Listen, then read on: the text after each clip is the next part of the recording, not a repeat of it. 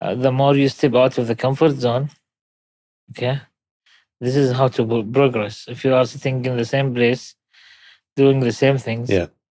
you're not going to have different results. Extrinsic motivation is slightly easier, which is do this job and I'll give you a reward, or do this job or I'll sack you. A lot of what I do could be done by AI. Could it be? What I don't think AI can do is the human connection.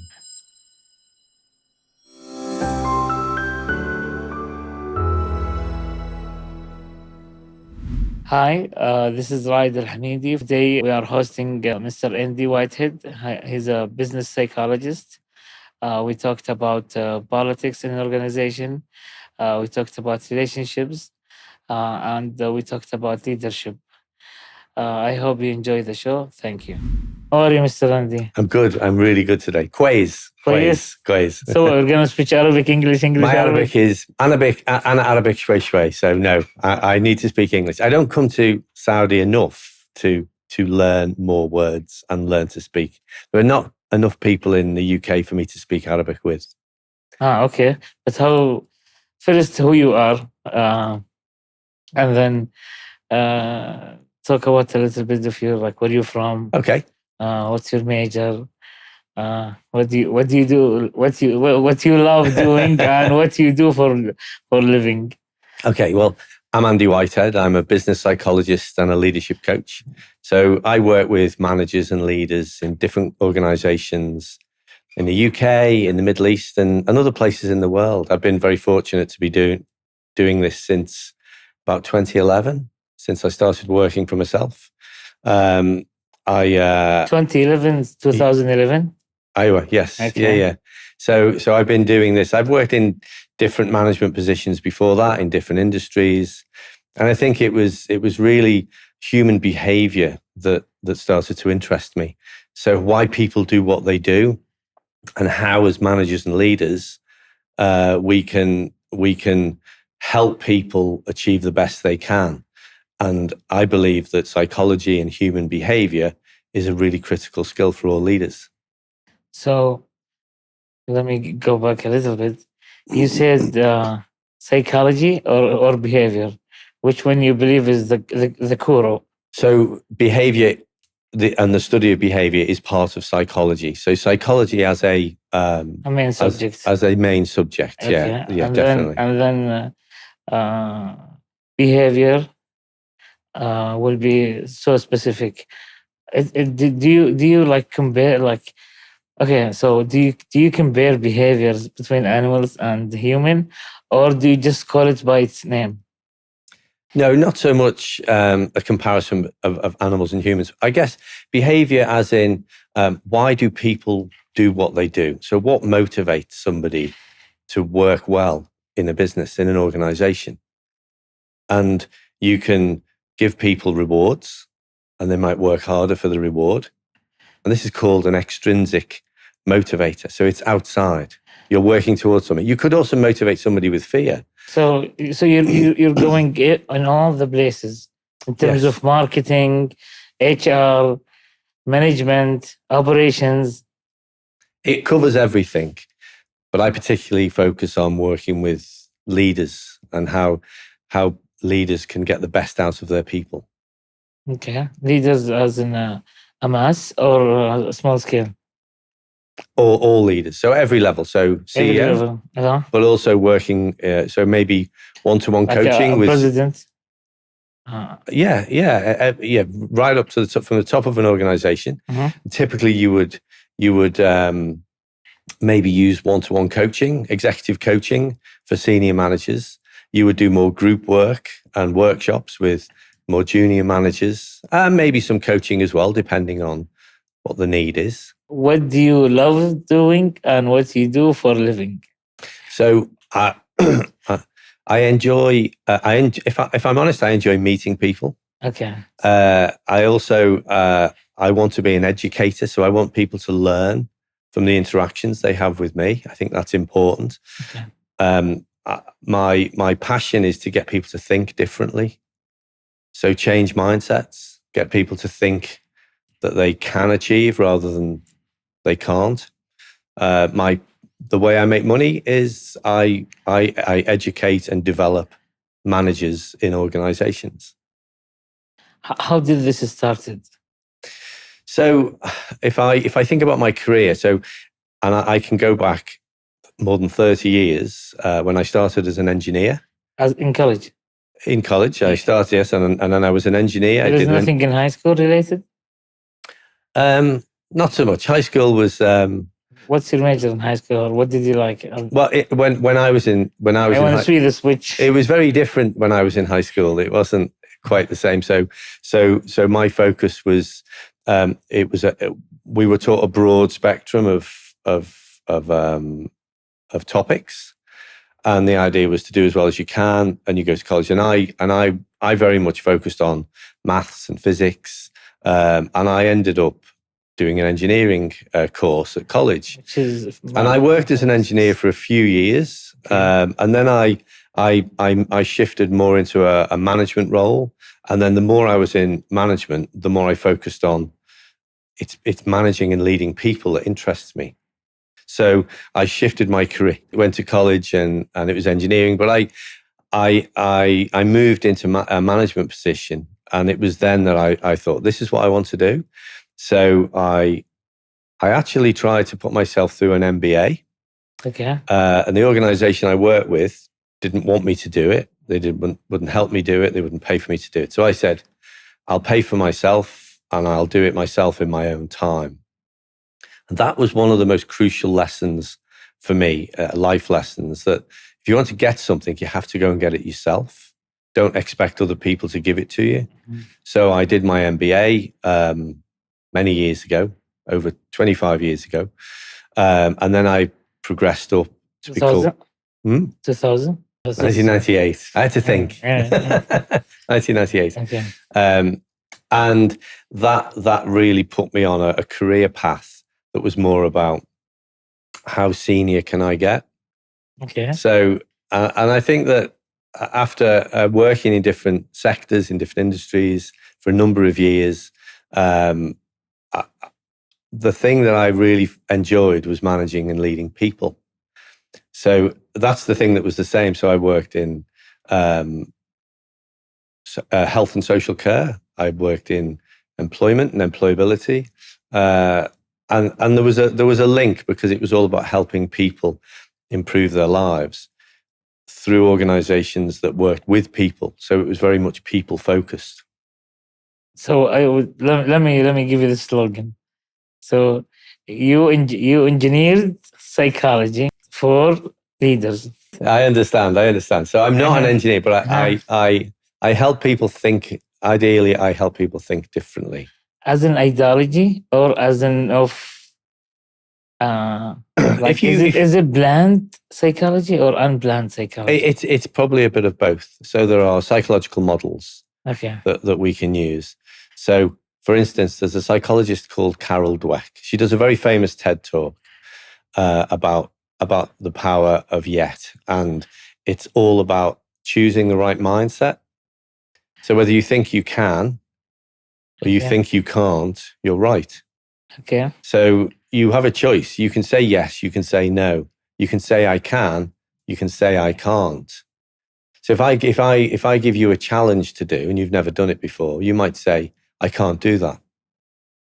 When I would say, but just because you haven't done it doesn't mean you can't do it. You could try to do it. And that's a choice. Courage is part of it. Yeah. Courage to do it. Yeah. Confidence to do it.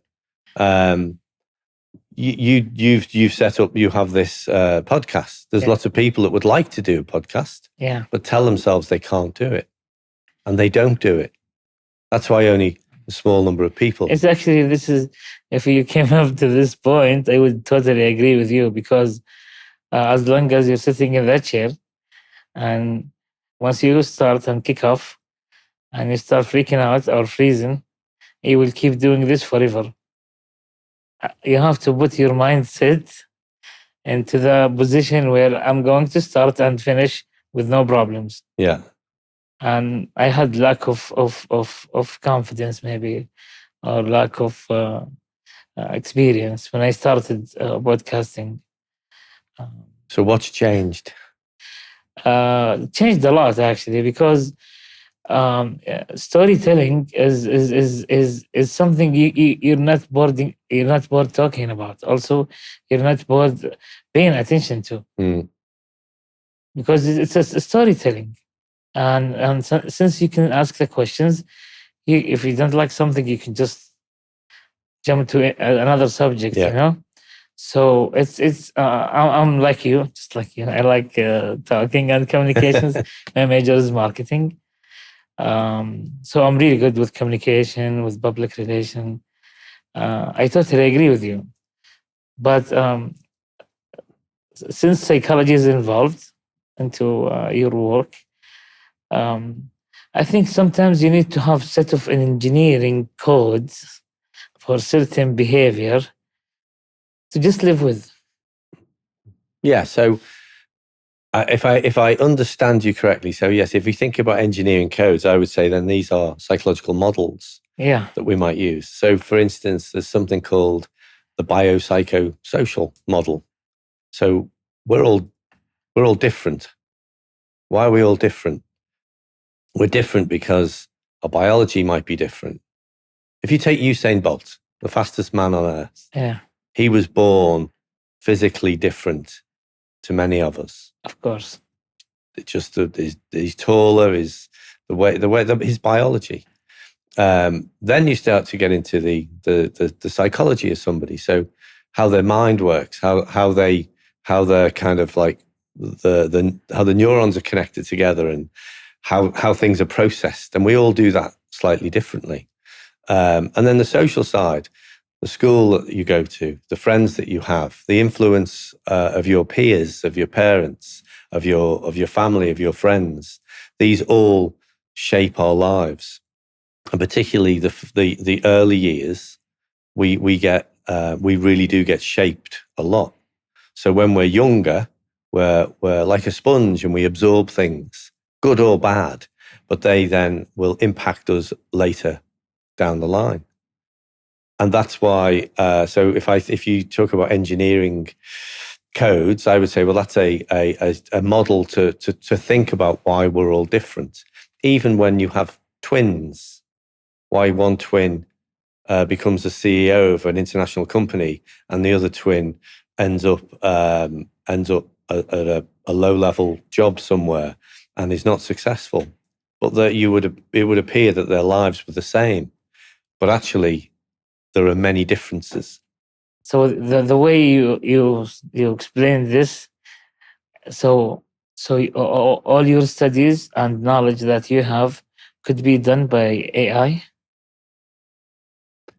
Could everything that I do be done by AI? I would say a lot of what I do could be done by AI. Could it be? What I don't think AI can do is the human connection.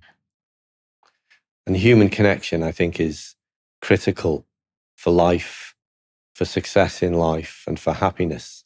So you don't agree with what's going on with AI right now? Yeah. I think I'm like you, by the way. we should embrace AI. I use AI.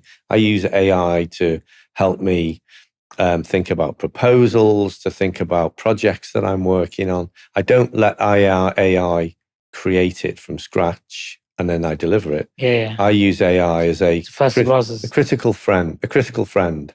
So I'll create an idea and I'll say, expand on that. And AI will give me something, I hadn't thought of that.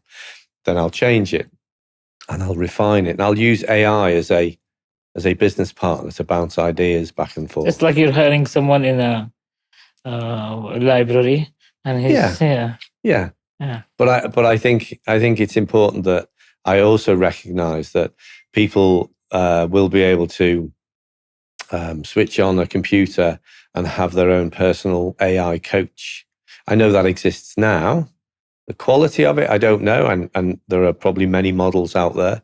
But I do think the human connection is really, really important.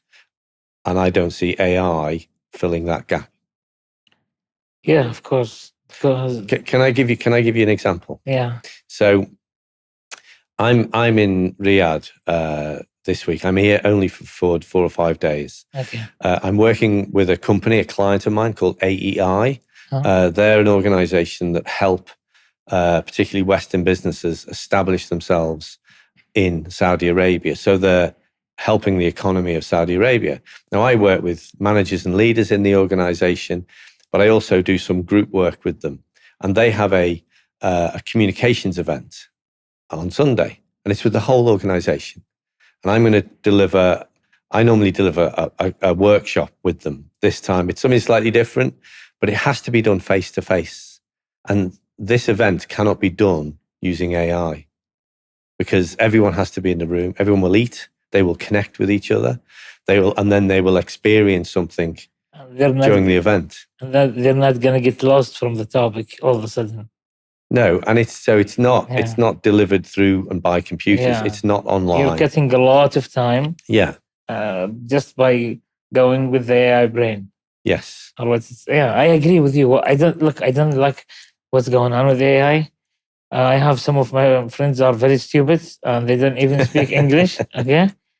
And then he tells me, can you do my CV? I said, okay, just try as hard as you can. Just try writing everything about yourself in a paper.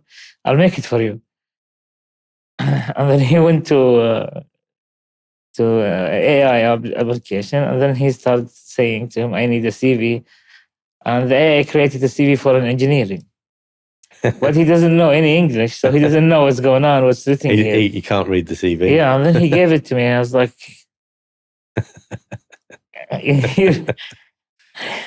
so I don't know, like, what is AI taking us to? I think there's a risk that AI might increase the laziness of some people.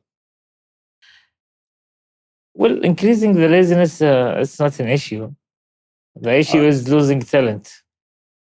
Well, exactly. But if somebody has talent, but then increasingly uses AI to do the work for them, and they become more lazy, their talent will be lost. Yeah, exactly. So I think that's a risk. But I would emphasize the point that we need human connection. That's what I think. I think like at least even to power on, power off, at least to like and dislike, just to guide the AI. Otherwise, you're just you're wasting your time. Yeah, definitely. And you'll keep going back and forth in the same point, unless you throw something that's been created from a human. Then the AI will start focusing and it's like planting a tree. Yeah. And then you keep adding water to it, and then you put soil. You cannot just put a tree and watch it grow like that. Yeah. You have to attend to it. Yeah, attend to it, exactly. Absolutely. And I would love that everybody could understand that. Especially like people with your field.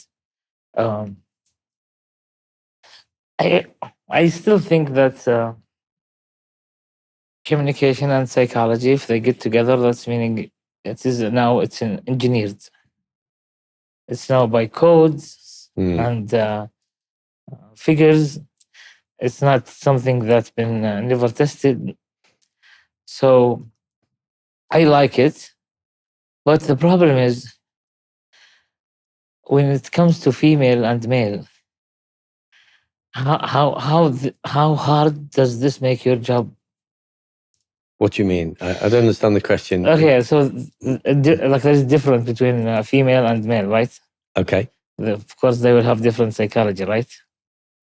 Not necessarily. It depends. You mean depends on the subject or the field? No, I think it depends. I think there are men and women that don't think of Saudi Arabia. No, I'm not. I'm not. It's better if you don't think of Saudi Arabia. I'm not thinking of Saudi Arabia. Yeah. I think it's a lot of people fall down the trap of saying, well, men are like this and women are like that. Now there might be differences. Some might say that women are more emotionally intelligent naturally. That doesn't mean that men can't be highly emotionally intelligent. Some people say that men are more have more mental toughness and are more tough and are more assertive. When I've met plenty of women who are extremely assertive and very effective at what they do. So I don't change my approach based on a man or a woman. I change my approach based on the personality and the person I'm working with. Does that make sense? It does make sense a lot. But so which part you work to change? The human or the environment? Or like what's exactly you are trying to reach? I'm trying to reach the mind. The mind in the to human. the human. Definitely. So this can include everything. The environment, I mean, the environment will have an impact on things. How the person is, how they are led in the organization and what their attitude is. So internally, how they approach problems, challenges, and how they lead people. So let's go back a little. In terms of sports, you compare the fastest person. Of course, you have born different and all this things you said. And then you said, everybody will say, I can't or I can. I don't or I do, right? So what does that means if someone wants to do it, even he's not born in shape like the athletes people? So like the marathon, nobody could thought people can walk this much or run this much. Of course, yeah. Because we tell ourselves and we condition ourselves that it can't be done. Or society tells us years ago people couldn't run marathons or told they couldn't do it. I couldn't run as fast as Usain Bolt. That is a fact. I'm not saying I can't. What would be wrong for me to say is I can't get faster. Okay. So I can. For trying. Am I the fastest version of myself? Mm-hmm. No, of course. Could I get faster? Yes. Some people would say, no, I can't. So if I said to you tomorrow, Bokra, you have to run a marathon. We have a podcast named Bokra. And I am the host also. Okay, fantastic. Okay. Could you run a marathon tomorrow? I don't think so. And this is exactly my point. So if I said, and this is a hypothetical question, let's say the world will end. I will run tomorrow night, unless you run a marathon. I would run the marathon. You would. So what's changed? Because you're forced to. I haven't forced you to do it. No, you said the world will end, remember? Yeah, but nothing's changed with you, has it? You're not physically stronger. You're not faster. You're not fitter. You're the same. You have a mindset that your mindset must be done. The only thing that's changed is your mindset. And okay, but you first said I couldn't do it. I can't do it. And that wasn't true. The fact is you could do it if you had to do it. So therefore, you could do it. I believe so. That it's impossible for you to change people's ideology about driving in, not in Saudi Arabia, in Riyadh especially. In Riyadh only. Not especially only. If you drive in Kubar, it's different. People respect each other. People have I don't want to say that, but people have rules to follow. Okay, and they know what's legal, what's not legal, and they obey it very well. Maybe because they're near Aramco, that's maybe helped a lot. Okay. In Jeddah, it's not as much aggressive as Riyadh. But they're less crazier. Like here in Riyadh, by the way, it's like a jungle. Okay. Well, I think you find, any big city in the world, people drive differently. No, really. Definitely. Go to Dubai. Not necessarily every city. Hard time you go can to have London. Go to London. Go to New York. Go to New York. You will have a hard time having an accident. And Riyadh, you could have an accident if this is first time driving in Riyadh. Yeah, I've never. I will never saw anybody who first drove in Riyadh didn't have accidents. It takes a week, only a week. You're not encouraging me to drive. Well, I don't encourage you, honestly. I don't. I really don't. You said I work about the brain, right? Does that involve community and groups, or just single person? So ask that again. You asked about the mindset. The mindset, Yeah. like the way when you address things too. You address this to a single person, or you address this to a community, to a group, to how? Both. So either it could be a conversation, like we're having a conversation, a one-to-one. Okay. So it could be a coaching session where you're faced with a particular problem. Okay. So we might, instead of me saying this is the answer, the idea is I try and get you to think of, well, what do you think you can do? What options do you have? What have you tried? Could you try something different? And a lot of the time, it's trying to get the individual to step out of their comfort zone and try something different. You could do something similar with a group of people. So I might do a workshop with 10, 20, 30, 40, 50 people, and we'll do some exercises. So we'll get them to do some activities, but those activities might be to think about their mindset through a structure like a mental toughness model, the 4 C's of mental toughness. And if you can teach people to understand their mindset based on a model, they understand more, and then they're more equipped to go, I need to improve my confidence. So I need to improve my confidence in my abilities to do things. So they focus on the thing they should work on. And you can do that in a group or as an individual. So your enemy is comfort zone. That's an interesting way to put it. I've never heard anyone say that, and I quite like that. Yeah, I like that. Our enemy is our comfort zone, because if a question that I might ask a group of people, if I'm talking about comfort zones, is hands up, who is scared of public speaking? And most people will have a fear of public speaking. Not everyone, but most people.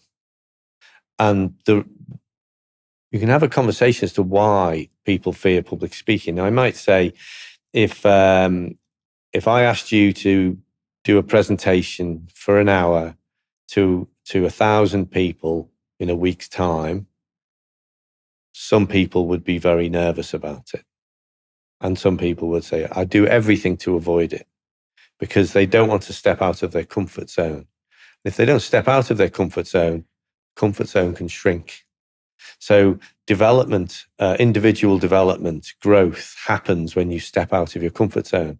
So people will say things like, face your fears, do something that scares you every day. I mean, these are all based on stepping out of your comfort zone. And I think there's a lot of value in doing that. So if you are faced with a presentation and you're scared about it, do it anyway and focus on learning from the experience, because it's the learning from the experience that will help you grow, rather than whether you're a success or a failure. But okay, I got your point fully, understood.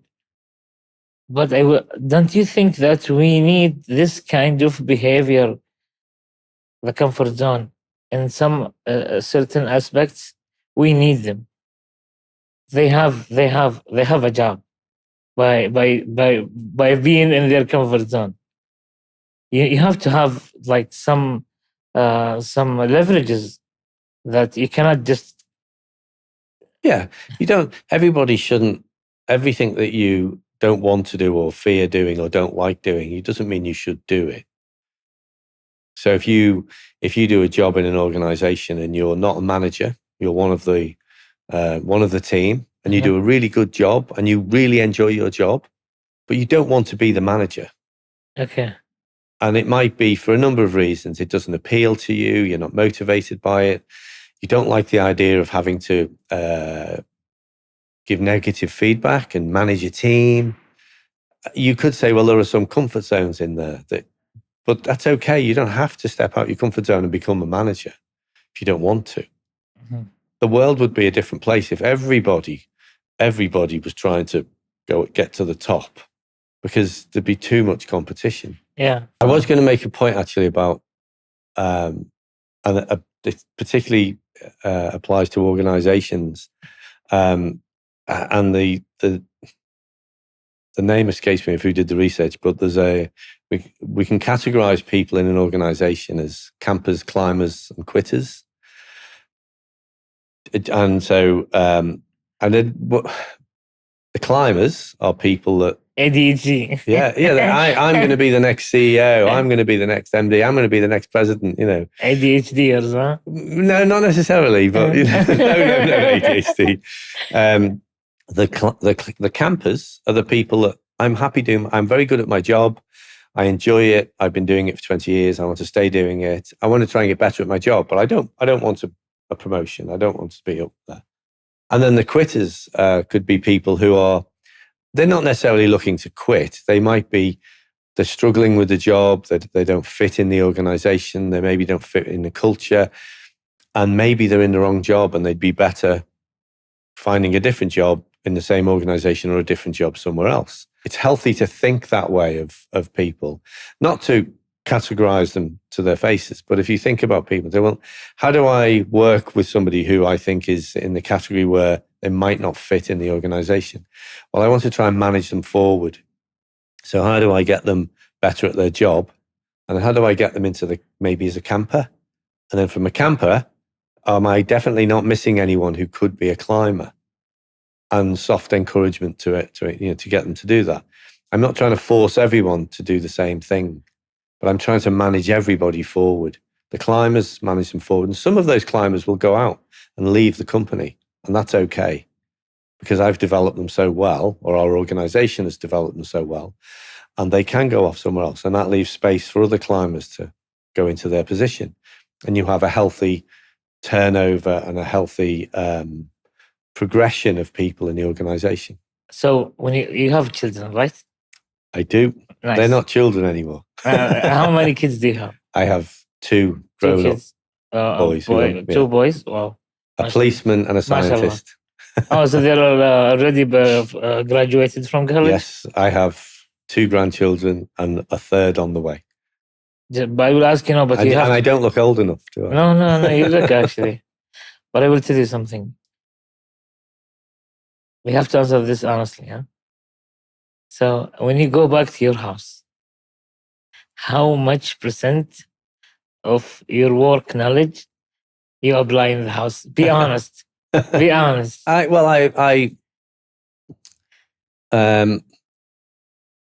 would say I apply more now than I did, because I've been on a journey in psychology. I did a second master's in psychology, organization and psychology, about 8 years ago.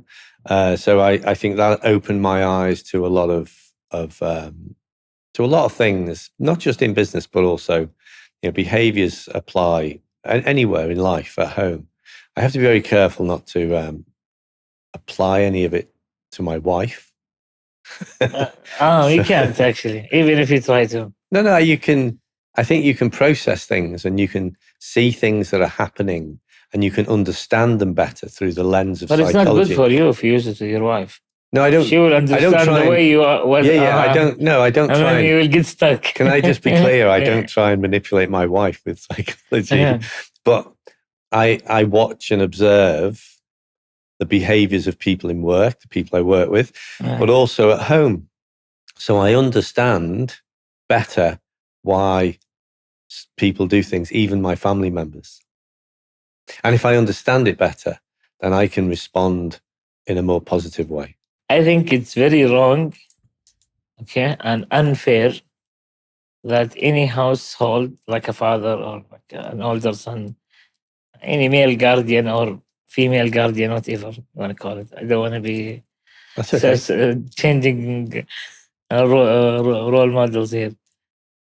They shouldn't apply with anything related to their work and to their houses. Why? Your work have less orders, less restrictions. It's kind of free and nice even to teach. But think about it if you're military. How you bring your military tactics and skills and mindset to your house. Think about it if you're imam or priest. I would push back and disagree slightly.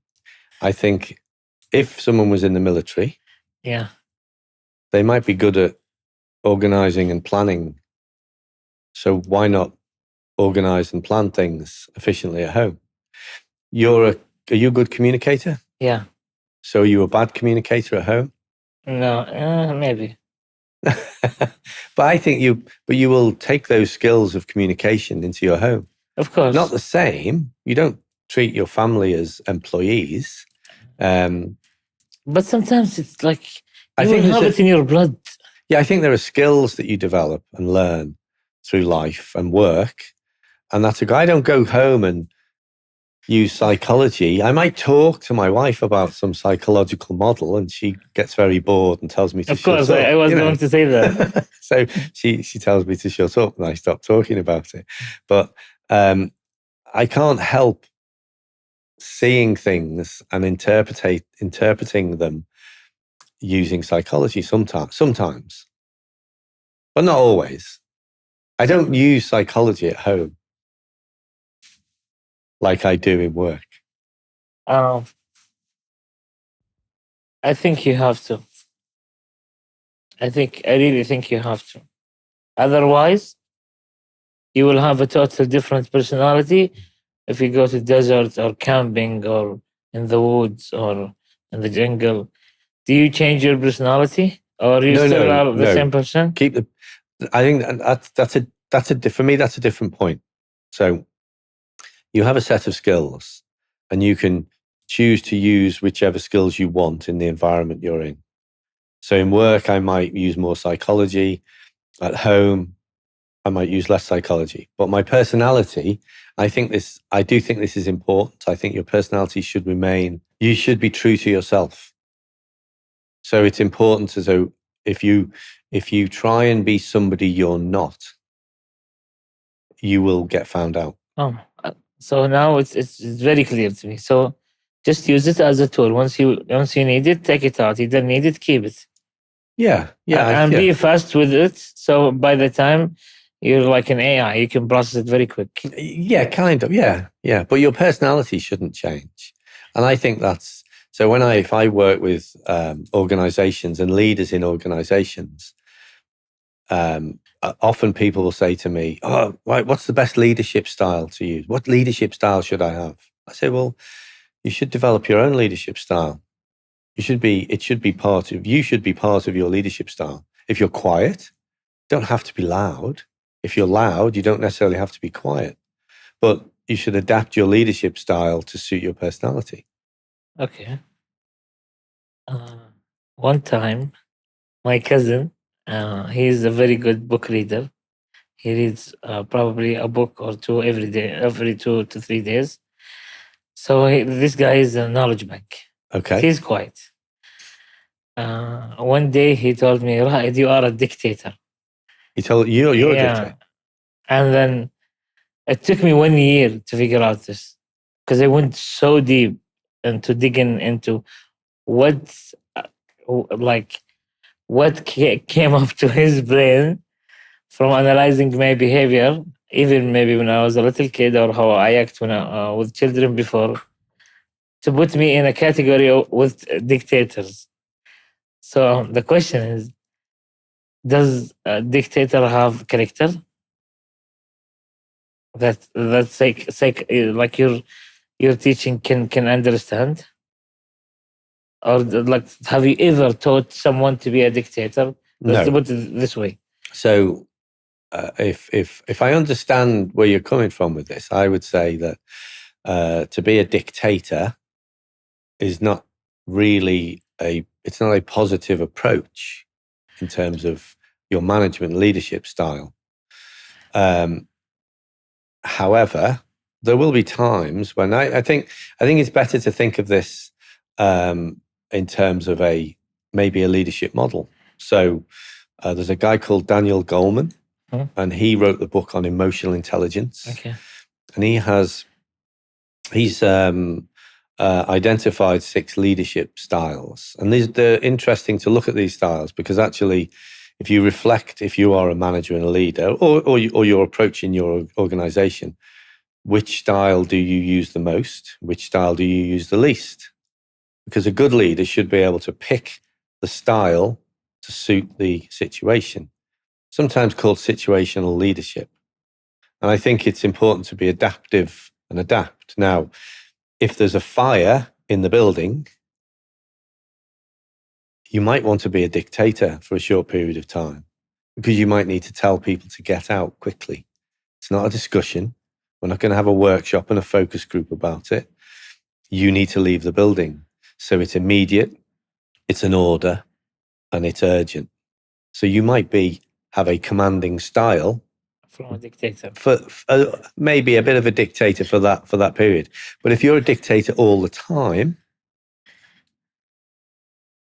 the environment will be unhealthy. So we should have a mini dictator to educate people in metro. No, because I think so. Being a dictator, you're just telling people. I'm not the dictator. Yeah. I'm saying taking the positive things could be to there's a situation where you'll have to tell people what to do, and there isn't a discussion. I'm telling you what to do, and you just need to do it. Orders. And sometimes that will happen. But sometimes the situation means you need to have a coaching style. Yeah. And sometimes you might need to be more pace setting. So there's an urgency to this. And I want people to come along with me, and we're going to go at a very fast pace. And sometimes you need to be visionary. You need to spell out the future and get people excited about the future. And sometimes you need to be affiliative, which is we need to make sure people are comfortable and safe and warm and feel like they're protected and the environment is the best environment it can be. And all these are different approaches. And the really, really good leaders can use a combination of these styles at any one time. And they'll use it the right styles depending on the situation. Should this be involved in school? I think so, yeah. I mean, I think if we can teach kids leadership principles and that would be a good thing. Maybe, yeah. One time I have one stand-up comedy, Charles or Chris, I forgot his name. He's old. He died. He always wear black on black. He's white and very skinny. He said that I don't know if he said American government or like he related to this big entity, something like that. Wants to make its citizens and obedient workers. Okay. I like the quotation, and that's why I got interested in listening to him actually. And he's a stand-up comedy, but he's so full of politics. So I start like digging more and more and more and more. Do you think following your style would make it obedient worker instead of creative worker? So instead of trying to get obedient workers, because I don't subscribe to that. For me, it's not about trying to make everyone obedient, because if they're obedient, then they're just sitting there waiting to be told what to do. And they might do it immediately, but there isn't any creativity in that necessarily. I think it's more important to how do you build intrinsic motivation in the individuals, in employees, in your workforce. So the environment has to be right. The leadership has to be right. The purpose of the organization has to be clear and understood by everybody. How do you build intrinsic motivation? So people come to work because they want to do a really good job and they enjoy doing what they're doing. That's very difficult to achieve. Extrinsic motivation is slightly easier, which is do this job and I'll give you a reward, or do this job or I'll sack you. What? I will dismiss you. Oh. I will get rid of you. Kick you out. Yeah. So both of those are extrinsic. They're external motivators.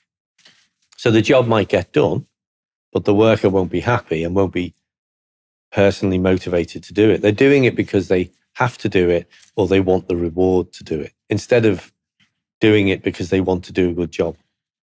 Um, a lot of stand-up comedians, they always make fun of your field by saying, yeah, they say, don't listen to these coaches. They always tell you, you can, no, you can't.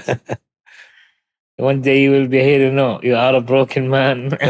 Yeah.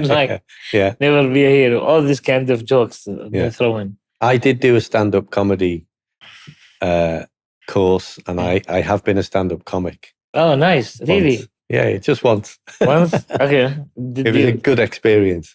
Oh, so you made fun of your field? I made fun of my... I actually said that most people, because this is about 8 years ago, and I said I was going through, at my age, people might go through a midlife crisis. Uh-huh. And when men go through a midlife crisis, they might buy a sports car, buy a motorbike, get a girlfriend outside of their wife. And I said, but me, I did a master's degree in psychology. That was my midlife crisis. So I made fun of me doing that. Because maybe that's what... do you think that's what your wife always make fun of you about? Yeah, because I did say, I think I said during in the routine, I said, one of the reasons why I wanted to do psychology was so that I could understand people's minds, their behaviors, and I could learn to manipulate my wife. And my wife heckled me from the crowd.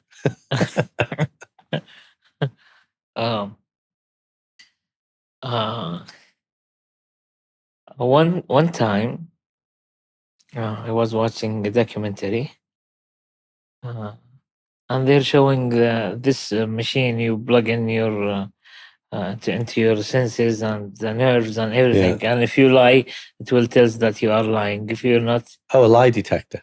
A lie detector. So, do you really think that this could be existing? There are machines that lie. I mean, I'm no expert, but there are lie detector machines. I think the success rate is not 100%. So I don't know what it is, but maybe it's 70, 80% or something. I don't know, but they're not 100% accurate, I believe. So some people can trick the machine. Yeah, and that's what I'm coming to, tricking the machine. So, do you think politics involves a lot into making your workforce more has more value, can add more to be value to people, or it's not related? Politics. I mean, politics will impact on politics 1-to-1, country to a country.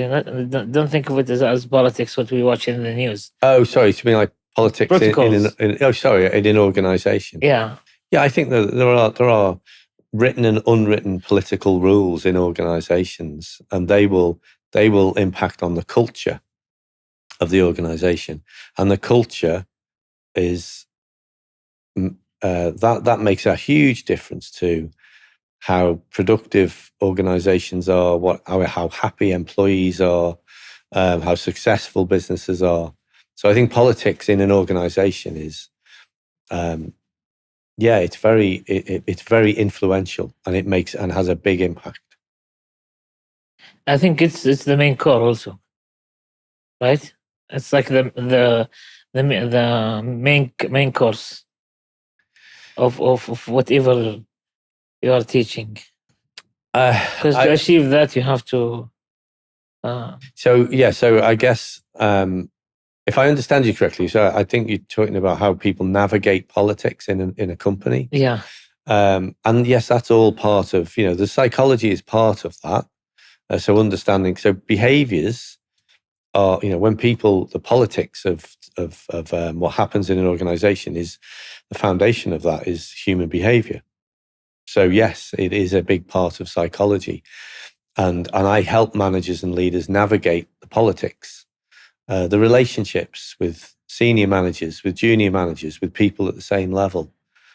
All of that, you could call it politics of an organization, or just the behaviors or the culture within an organization. So yeah, it's a big part of it. It's a big part of it. Yeah, this is what I thought, because you always need protocols on how to set. You need politics to set protocols and all of this. And they're different in different countries as well. Yeah. So you will have cultural norms in the UK, in Saudi Arabia. There are differences. It's like the organization, my client AEI, they will help organizations understand the different culture in Saudi and how to operate with the politics of working with Saudi businesses. And I think that's such an important part of global trade. And again, psychology is a foundational part of that. Do you think watching the news will develop a negative part of you? I think depends on where you get your news from. So always try and find happy news. You mean happy news? No. Just make sure that the news you're watching is balanced. So try not to watch channels or get information from politically motivated channels. So where do you get a balanced view? So I think that's important to try and do that. But I think what's important to do, so I know I said don't watch the news. I would say you should watch the news, but focus on what you can control, not on what you can't control. So when people watch the news and get depressed by it and they struggle with it and it's not nice, it's because they're thinking about things they can't control, whether it's wars that are going on somewhere, whether it's famine somewhere else, whether it's disaster in another country. You can't control it. So focus on the things you can control. So it's all right to understand. I understand what's happening in the world. Some of it's really bad and it is depressing, but I'm going to focus my energy on things I can control. Because if I just dwell on this, that's when I will get down. So the main key to have someone being successfully running the show is to focus in every single aspect in your life, the things that you can control. Always you focus on what you can control. Don't worry and stress about things that you can't control. Because what's the point? That's wasted energy. It's the weather. I know it doesn't really rain that much in Riyadh, but in the UK it rains a lot. Yeah. So if you have a business event and it's outside and it's in 2 weeks' time, you don't know what the weather will do. But you can't change the weather. So if you spend your time worrying about the weather, nothing will be achieved. But if you actually say, well, what can I control? Can we build a contingency in case it rains? That's where you would put your energy. And that's controlling the controllables rather than fretting and stressing about the uncontrollables. Oh, I like that. In any aspect? I think anything in life, in work. Even family? In what? Family. In family. If you can categorize absolutely everything as, can you control it or influence it? Or do you have zero control and influence? And that can be in family. So if you have zero control and influence, why would you spend time trying to do anything about it? Like what's your child doing in school? If your child is your child's in school, you let your child goes off to school, you're worried, or what if they get bullied? Yeah. What if they're not listening to, what if the teachers don't like them? Well, can you influence or control that? And if the answer is no, well, do something else that you can control. Yeah. As close to that as possible. And then a strange thing happens, that when you focus on the things you can control, there has a leakage and an impact in some of the things that you originally didn't think you could control. Maybe not the weather. No, no, no. but other things. So if you take the example of your child going to school, if you're worried about them being bullied, if you stress and worry about that, that stress and worry will be transferred across to your child through your behaviors. And that can negatively impact them while they're at school and therefore lead to more bullying. So if you're more confident with your child can be more confident. So I'll control how I behave in front of them because I can control that. And if I'm more confident in front of them and I listen to them and I'll help them solve their problems through talking, they're likely to go back to school and be more confident and therefore not get bullied the same. Possibly. Um, I'll take the word controlled and let's go back to the beginning when you said yes I can, yes I no I can't. Does that disagree with this? It there are things that are just a fact. So I can't flap my arms and fly. By saying I can won't make that happen. Of course not. If somebody gives me a challenge or a problem to do that I've never done before, I might think, well, I don't know how to do it because I've never done it. I've never learnt it. It would be wrong for me to say I can't do it. I could say something like, well, I can't do it today, but I know I'm going to go and learn how to do it so that I can do it tomorrow or maybe next week. So there's a common sense to this as well. How do I look at things and with some common sense? So I'm not just going to say I can. I think there is a danger that, particularly if you look at social media nowadays, and there are people in social media who they push an agenda which is, I just need to be all powerful and all strong, and I can do anything, and I've just got to say yes to it, and I can do it. I think if you have some realism to that and to say, well, okay, well, I don't have the skills at the moment, but I can learn and I can get better. So it should be about improving rather than how I have to be the best at everything I do. Be the best version of yourself, not necessarily better than everybody else. So I think I understand the question when you say, does it contradict? Yeah. I don't think it does. And it's more of a principle that if I'm talking to somebody and I hear them say I can't, I hear that really loud. So I will ask them about it. Why do you say you can't? Well, I can't do mathematics. Yeah. Well, you might not be as good as a good mathematician, but you could get better at it. Yeah, exactly. And that's about small mindset shifts that help people Stepping improve. out of the comfort zone. Step out of the comfort zone. You only have to step out a small way. You don't have to change radically. Yeah. You And don't I have think to be extremists. Yeah. So the more people recognize that they can do more than they think they can, even if it's in a small amount more. A good way to think about this is if there's a skill that you don't have, like pick something simple like can you play a guitar? No. So if you were to score yourself out of 10 on your skill level at playing guitar, 10 is you're the best in the world, and 1 is you're the worst in the world. What score would you give yourself? 3 or 4. So you can do something on a guitar. Not really, but I tried 101. That's fine. So let's say you're a 3. And I would say, could you get to a 4 or a 5 in, say, 2 months' time? Yes. And that would be, if you wanted to do it, obviously. So if I said to you, right, I want you to play and sing 3 songs in front of 100 people in 1 year's time, at the moment, you might say, I can't do it. And I say, yeah, but if we take these step by step up, you say, oh, I couldn't do that. I'd be terrified. But you could do it step by step and say, well, I can go from a 3 to a 4 and a 4 to a 5 to a 6. And then before I know it, I'll be ready and I can do 3 songs in a year's time.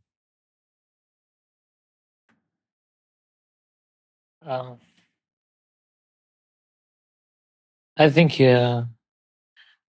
our worst enemy is the comfort zone. I might steal that off you, but I will give you credit for it.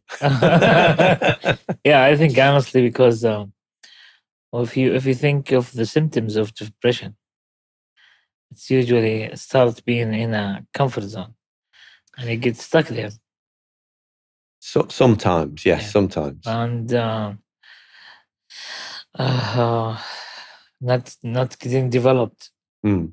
or you're not being developing yourself, is always has to do with comfort zone. Um, being a racist, sometimes it's a comfort zone for people. It could be that that's all they've Yeah. known, so they've been brought up with it, with the Exactly. views and attitudes of the Yeah, people like around them. sexist, racist, whatever you Yeah. want to call it. You can phrase it as a comfort zone Mm. because you are feeling comfort in this, and you are too scared to face the consequences if you start agreeing, just by start agreeing. So I think people should just get out of their comfort zone. Yeah, definitely. Yeah, and But you have to identify them first. yes and no, but I would agree with yes first. Why? Because the more you step out of the comfort zone, okay, this is how to progress. If you are sitting in the same place doing the same things, Yeah. you're not going to have different results. Mm. You will end up with the same results.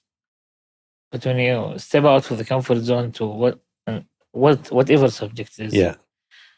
here you will have a better results, Yeah. better understandings, and better accepting. So if you look at any problems in the world, just uh, in a religion, for example, she is Sunni. Nobody wants to step out of their comfort zone to argue. Everybody sits in their comfort zone because they told to. That's it. They just told to. Mm. If you talk about sports, people, if they step out of their comfort zone, they can get developed more, instead of being who they are. Yeah, and I think my point about it's important to identify your comfort zones first. So if you think about work, if you think about what you do, what your job is, what are the things that you feel you need to get better at, that would help you do the job you're doing now, that would help you develop your career? What are the areas that you think, well, if I'm honest, I need to get better at this, but I'm in the comfort zone here. There's something stopping me doing this other thing. And it might be failure. A lot of people don't do things because they worry about failing. And they'll see trying something new as either I will succeed or fail. And if I don't want to do it because I'm worried that I will fail. And the mindset shift that I think is most important is you don't view the new thing, the new activity, as success or failure. You view it, you change the outcomes. The outcomes are either success or learning. I don't believe the word fail or failure could exist with a human, unless you can say his heart failed, his liver failed. Okay, but in the terms of it, I would call it give up. The time you give up, the time you fail, because you give up. You called it a failure. Yeah, because some people give up because they fear that they will fail or not do it to the level that they think is expected of them. So they worry about doing it. It's like public speaking. Some people, if I'm going to do it, I'll stand up there and I'll be nervous and my voice will shake and everyone will look at me and so I don't want to do it. And there's a fear of doing it. Instead of saying, yeah, but if you did it, if you practice what you're going to do and you prepare well, and then you do it, you could learn so much from that experience. Yeah. And that's the important thing, is the learning from the experience. Whether it's a success or not, actually learning is something that's the only thing that you want to focus on. What can I learn from this? If you go for Somebody wants to apply for a different job in a different company, and it's a promotion. And they think, well, should I apply? Should I, maybe? And they debate it inside their head whether they should apply for this job. And I would say to them, no one's given you a decision. No one's offered you the job, so there's no decision to make. Apply for the job and see what you learn from it. Because if you get an interview, at least you can practice having an interview. Because you might not it might have been 5 years since you had an interview. Here's an opportunity to see if you can apply for a job and get an interview. If you get an interview, see how well you can do in the interview and what you can learn from the interview. Getting the job is irrelevant. It's more about how well can I perform at each stage. If they give me the job, then I've obviously performed well. If they don't give me the job, what could I do differently next time? How could I change my application, my CV? How do I answer questions differently? Can I be more confident? Should I walk in the room and look them in the eye and shake their hands? Probably. Or I came in and I looked down and I looked all nervous. Maybe that didn't help. And you learn from the process. And that is all stepping out of a comfort zone, but using some structure to it. I will give a great example. Hajj, right? Every year, the government is experiencing changes in terms of Hajj. Before they used to allow regular tents, then fire happens, and then they build the special tents where it cannot ignite, having a gas cylinder.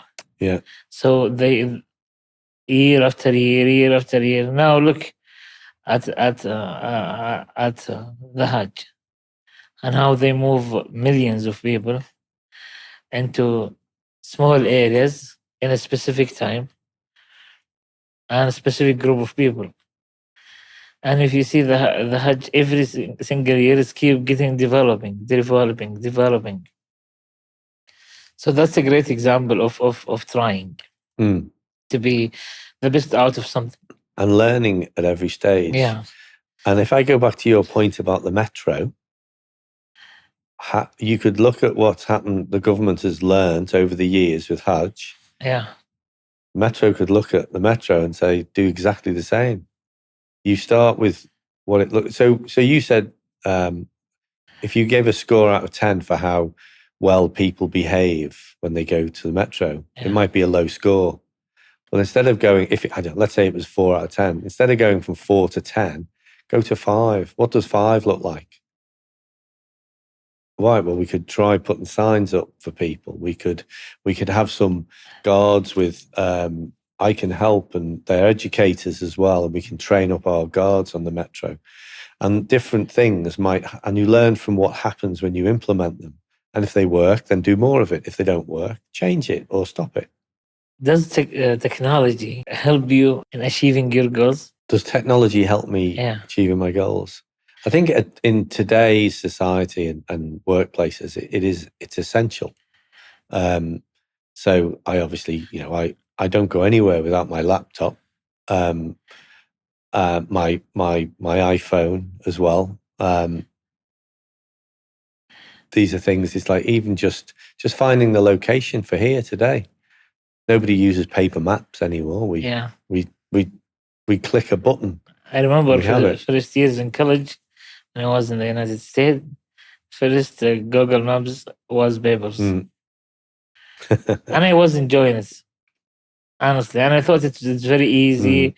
Why it shouldn't be done in Saudi Arabia? And I kept doing complaining, and then now it's everywhere. And I think that we talked about AI at the beginning, and that's most people will use it in some way, and I think it's important that I understand how AI is developing, how it's going to be used in my sector. People having their own virtual coach in the future, maybe, and how do I adapt my work so that I can still add value? But I'll use AI. I'll use technology. We have our smartwatches. We collect data with the technology we have. Yeah, and data is really, really important. So again, that goes back to the point of is there an evidence base? And it's controlled also. Yeah. Technology is controlled. Yeah. So I use my smartwatch to track my fitness, and I collect and I use data and say, well, I use that data. Can I make that go up so I'm fitter? If you know, and it's technology that helps me do that. And I think more and more we see technology in all workplaces. I always think that people should be smart about the geography around them, the natural around them. For example, we wouldn't have F-15, F-35, F-18 if we didn't study how the falcons or how the falcons speed up in the air. Okay. And how is their nose shape like, and all of this. Do you take some behavior from the animal side to adapt it to be suitable for human, as in a reaction, as in of decision making? Or any study has been done like this? Yes and no. So I wouldn't. I mean, I might. So as an example, again, I'll use the example of public speaking. Okay. If somebody is really scared of public speaking, and I say you're going to do a presentation, the fear that they have is it's a fear of being in danger, as though there's a wild animal in the room that might attack them. Even though logically they know that's not true, they still have that fear. Now, as humans, we have biological things that go on inside our heads. So people have heard of the fight or flight response. So if we're in Riyadh now, there isn't a tiger outside, but if a tiger turned up, you would immediately go into fight or flight mode. So you would either fight, run away, or freeze. Fight, flight, or freeze. And that's there's some chemicals going on inside our head. It's sometimes called the amygdala hijack, where cortisol is. I hope I'm getting this right. Cortisol is pushed out into the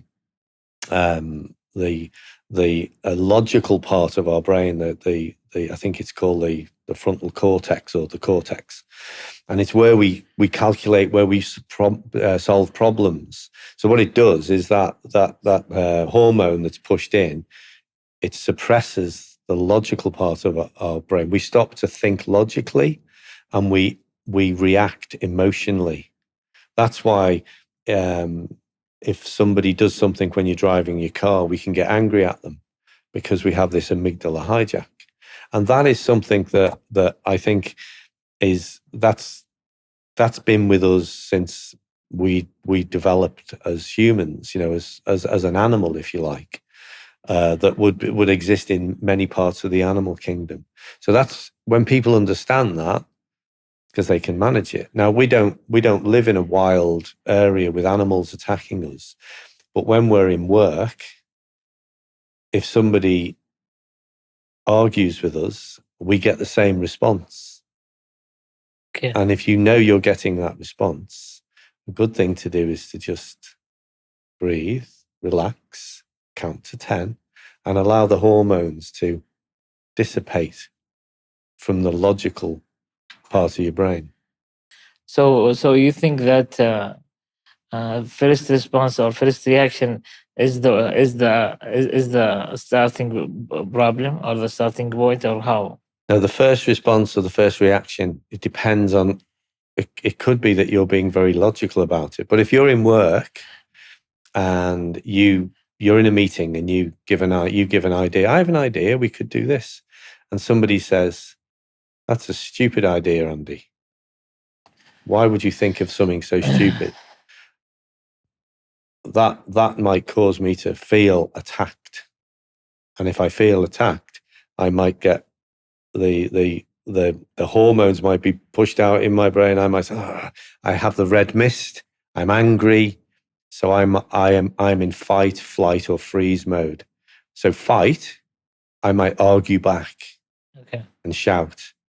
Flight, I might get up and walk out the room. Probably not, but I might freeze. I might just sit there and be quiet. So there are lessons from biology and psychology that impact us in work. When we know that, if I know that's happening to me, and I think, okay, they've said something, and I can feel I'm angry. This is emotional intelligence, because the first part of emotional intelligence is to recognize the emotions that you're having while you're having them, and second part is to be able to control those emotions. So I won't go into fight, flight, or freeze mode. I will remain calm and logical, and I might ask a question back and say, "Why do you think it's a bad idea?" Which is completely different than the fight, flight, or freeze mode. So psychology can help us manage our own behaviors and influence others. I learned something from you today. Fight, flight, and freeze. Okay. I think I will be with the fight category. I wish I can have the flight sometimes, but Or you could recognize that you're angry and try and to control what you can just try and calm down, try and count to 10. And that will allow your brain, you will start to process it more logically, and you'll come back with a healthier, better response. Do you think the brain develops something such as not remembering anything as a self-defense from a trauma? Oh, possibly. I'm not a clinician, so I'm not a brain expert. But I mean, I would, yeah, I'm sure that's probably well documented in medical journals. I'm sure. But from your experience, let's say you saw someone who have the same background as you, and you know that he's just faced a trauma. If you speak to him like a usual talk, do you feel this exists or no? Yeah, I think some people can, if they've had particularly a stressful, traumatic experience, I believe that our mind can protect us by blocking certain things out. So they almost like they shut them off and they don't remember them, and that is an internal protective mechanism, I'm sure.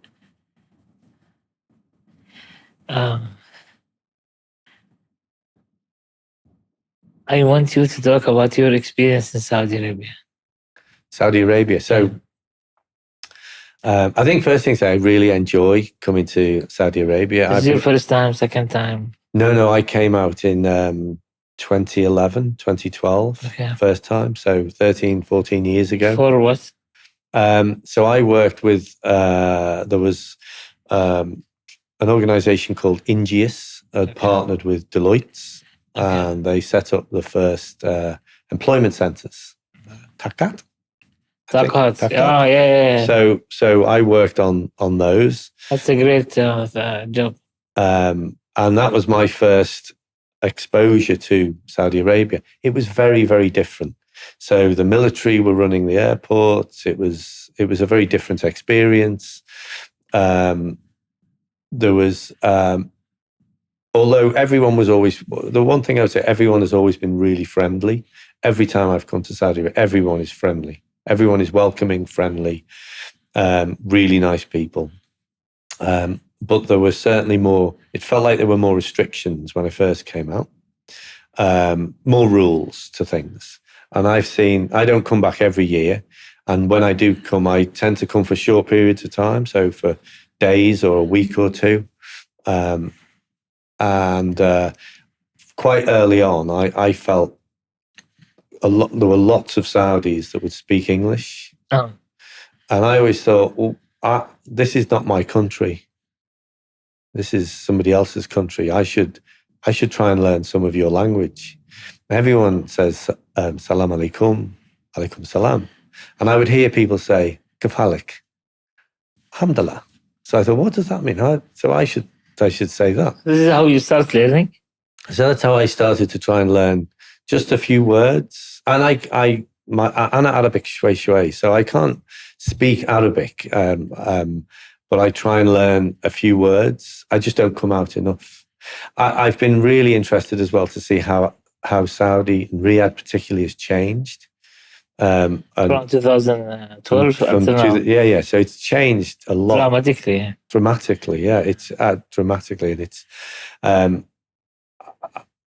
I think it's interesting. As I go home and people say, "Oh, have you been away? You've been to Dubai?" I say, "No, Saudi Arabia. Isn't it the same country?" No, it's not the same. It's completely different. So Saudi Arabia has a desert called the Lost Quarter. It's huge, and there are tribes living there that speak a different language. It's a really, really big place. There is, we have Mecca, we have Medina there. It's enormous, and there are there's different cities and towns, and it's changing, completely changing. And I try and tell people about Saudi when I go home, so they understand it. But have you ever felt you would love to live here?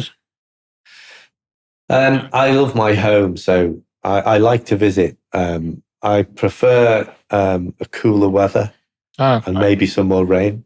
Believe it or not, I'm from Riyadh city, or like a small village close to Riyadh.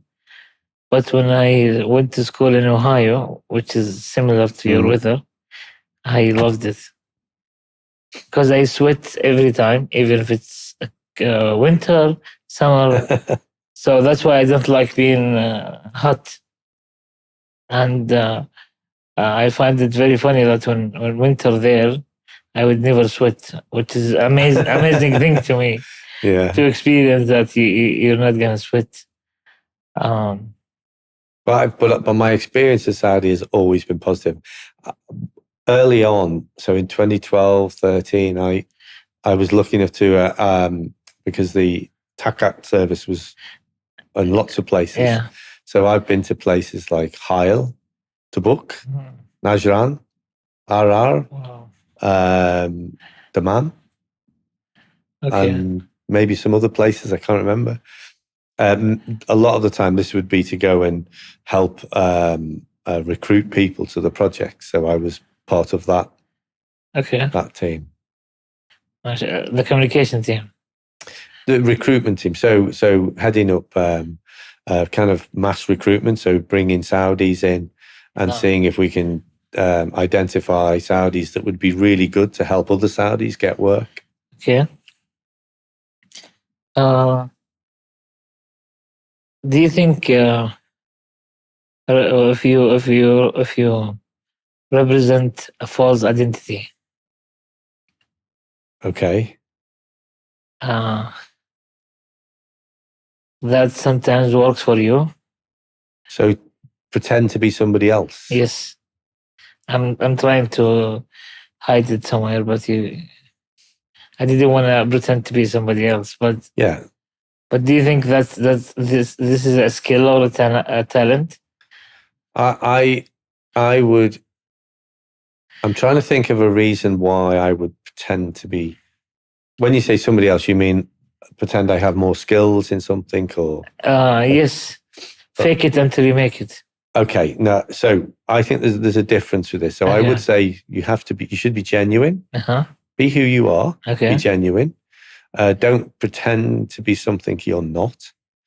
As humans, we're very skilled at picking up when people are disingenuous or lying to us in terms of pretending to be more knowledgeable than they are.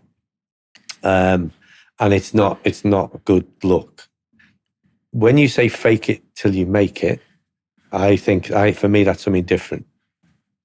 So there's an excellent TED talk by a psychologist called Amy Cuddy. And she uses that phrase, fake it till you make it. I'm pretty sure she uses that phrase. And her research was about if somebody is confident, if they walk into a room and they are confident, they look confident, don't they? Yeah? Yeah. They stand tall, their head is up, they look confident. Yes. She thought, what if somebody didn't feel confident, but they made themselves look confident? Would that make them more confident inside? So she developed these power poses so people can use them before they have an interview, before they do a presentation. And her research found that it actually changed some hormone levels inside the brain. So there can be a physical change inside you that can make you more confident. That's what I think fake it till you make it is. So don't lie, but I think you can say, if you're not confident in something, you can say, I'm going to try and look confident. I'm not going to lie. I'm just going to try my best and try and look confident. Like a small lie. I wouldn't call it a lie. I think you're trying to just step out of a comfort zone. Again, yeah. And that's we come all the way back to comfort zones. You're faking. You're basically lying inside your head. Because if you're telling yourself you can't, you have a debate with yourself and say, no, I can do this. I can look confident when I stand up and do the presentation. I can have a good interview. I can, so I will try my best. Did you watch the movie Yes, I Can? Oh, I don't think so. Yeah. I'll have to look it up now. I wish you have watched before. It's I think Jim Carrey. Oh, okay. Where he has to say yes to everything. Oh, so I do. If I watched it, it was many years ago. I can't remember, but I do know what it's about. Yeah. Yeah. You can't tell a lie. He has to tell the truth. Is it? Or just say yes? No, just say yes. Yes, I can to everything. Yeah. Okay.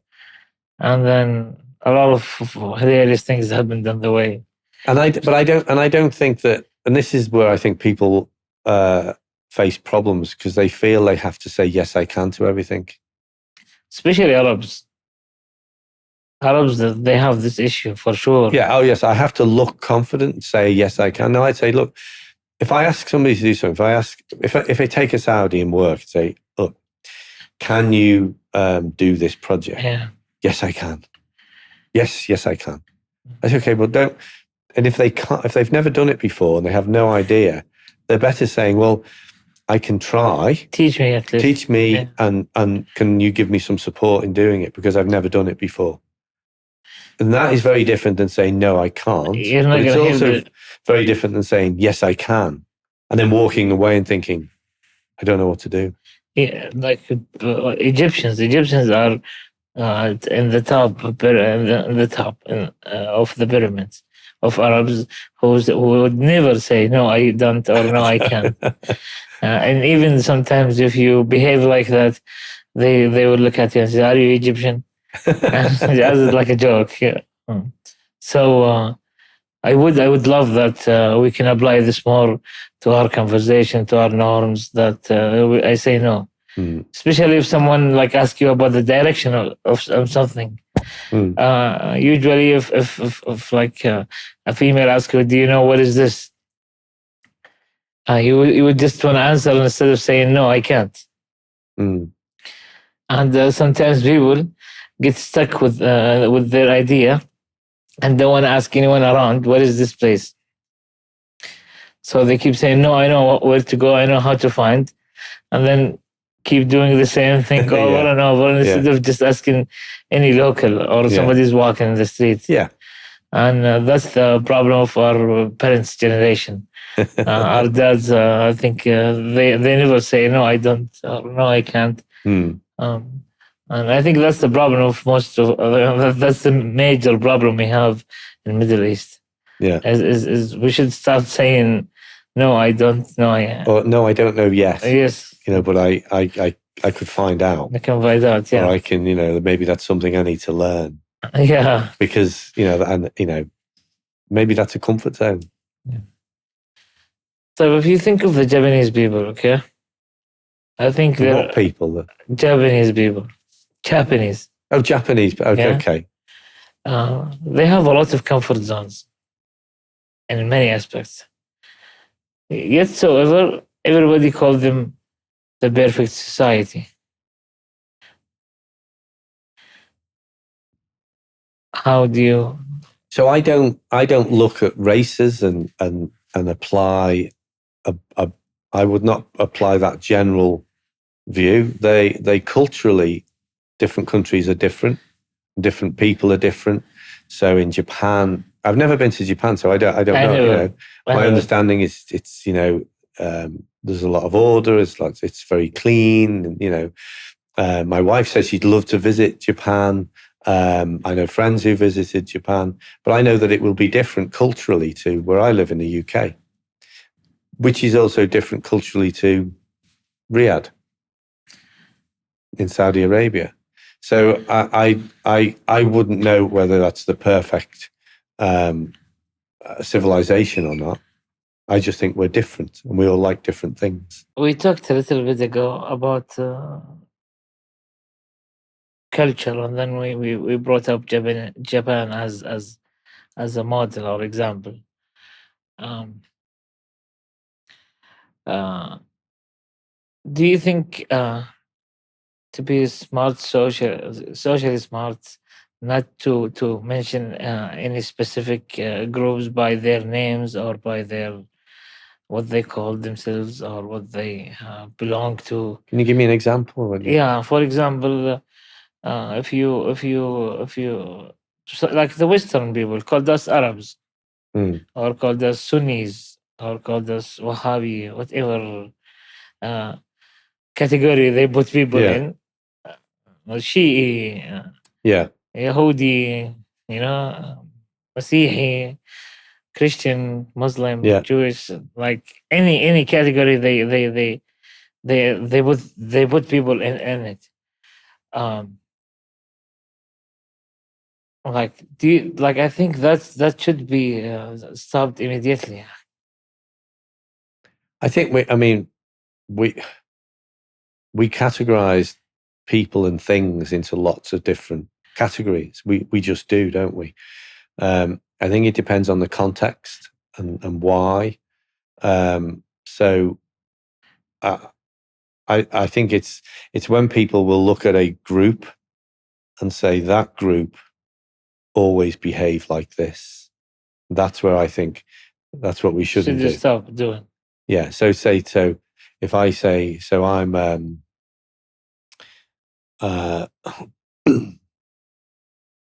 I'm from the UK.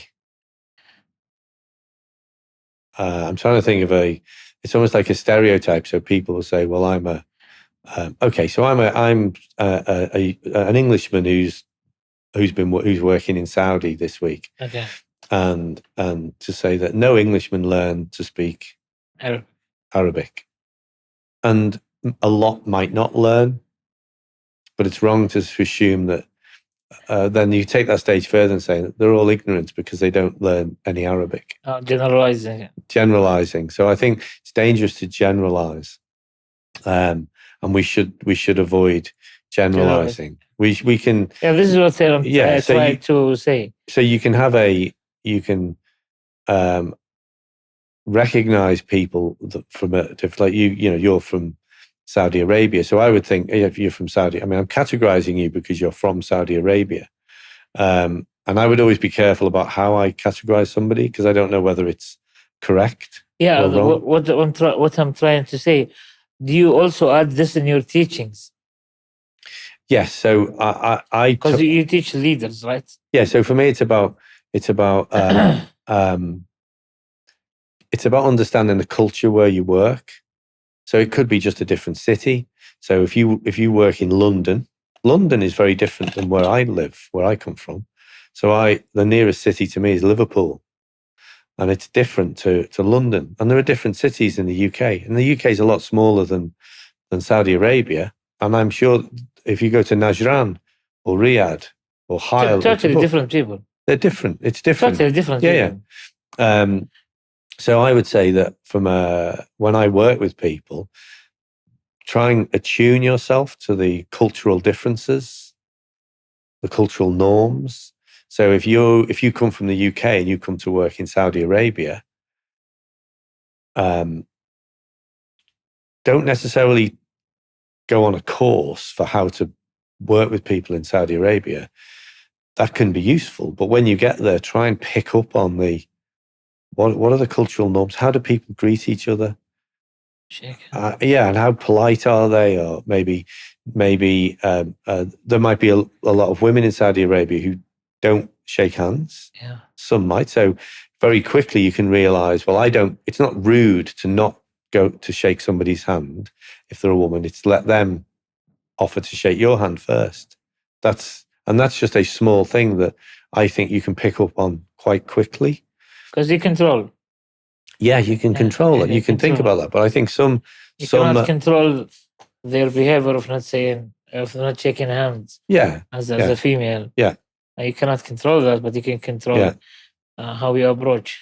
And I think you can pick up on the different cultural nuances, the norms or the differences, and start to think, well, how do I bring some of those into my behavior without.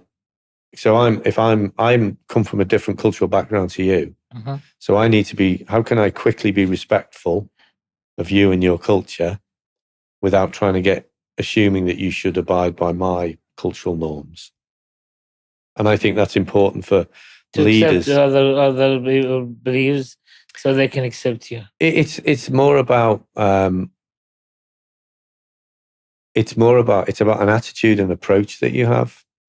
So I'm not going to come and, if I was setting up in this country my business and I was going to employ you, should I make you abide by the culture from my country? No. Should you expect to behave exactly the same way that you always behave? Yes.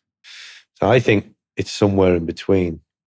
So I might adapt the culture of my company that's been set up in Saudi, and let's say it's a UK company, and there's going to be UK staff and Western staff, but there's also going to be Saudis and locals. Instead of me saying, right, you need to do exactly the way we work in the UK, I might say, well, maybe it would be a hybrid version. It'd be something that's a bit different.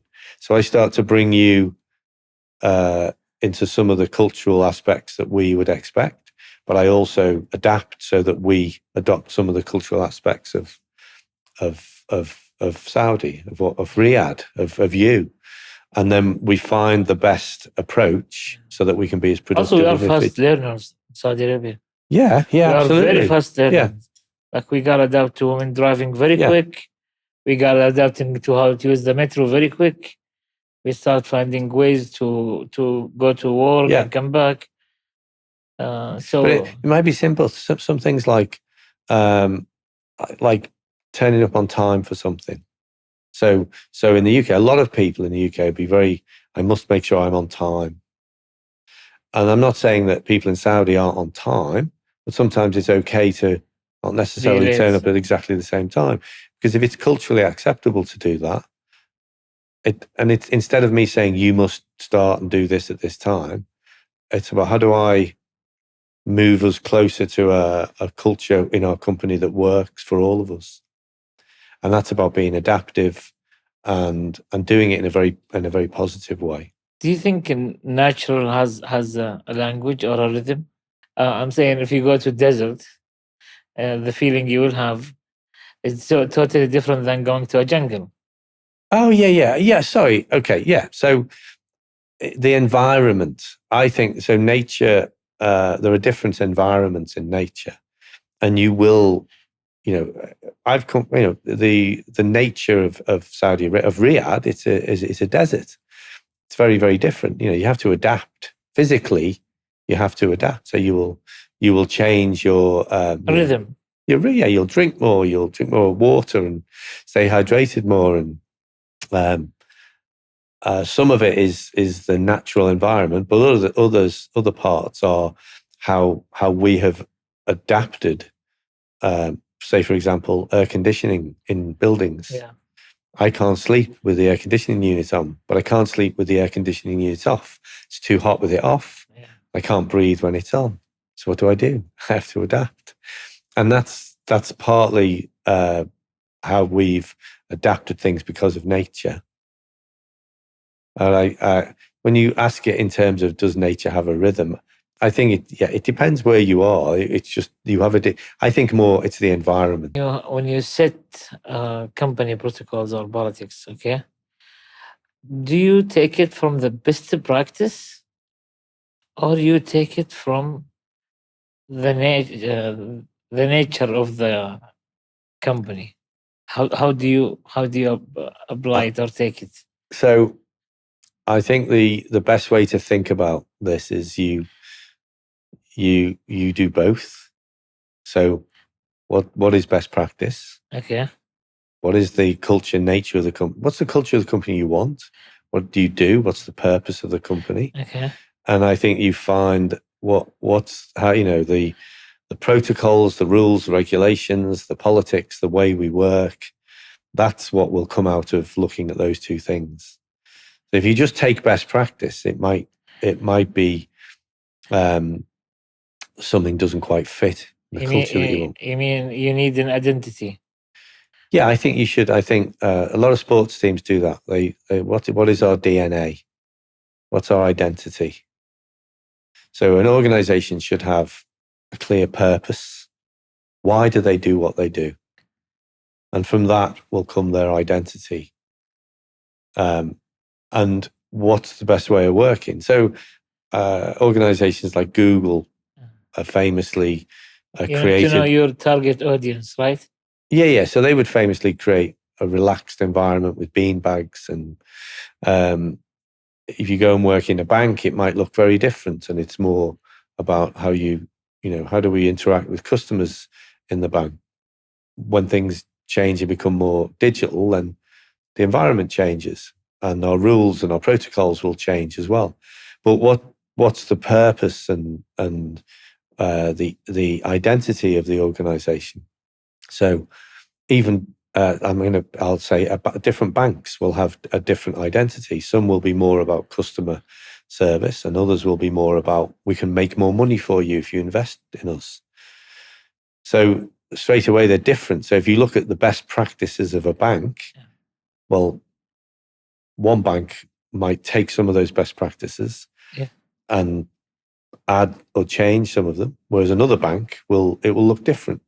So I think to answer the question, you don't just take best practice. I think you should take your identity, the culture you want, the purpose of your organization, and you should adapt, weld those together and develop the protocols, the rules, the procedures, the culture, the politics of your organization through that. Because one's rely on another, right? Yeah. Okay. I agree with that. We talked about we should teach this in schools. What it will be fallen under? Which category? Humanities, culture and art. I mean, in terms of languages, probably maybe it would be psychology, behaviors, leadership, communication. There's career development. I mean, it can impact on a lot of. It can impact on a lot of different things. I don't think it's as simple as saying, "Oh, children should be taught psychology," but I think it's about how we interact, how we develop relationships.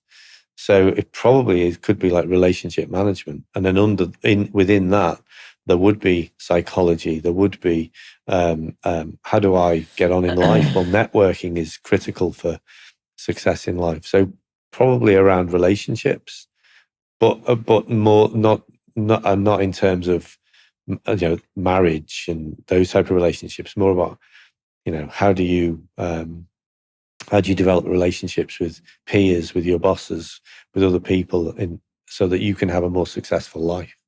And I think psychology is such an integral part of that.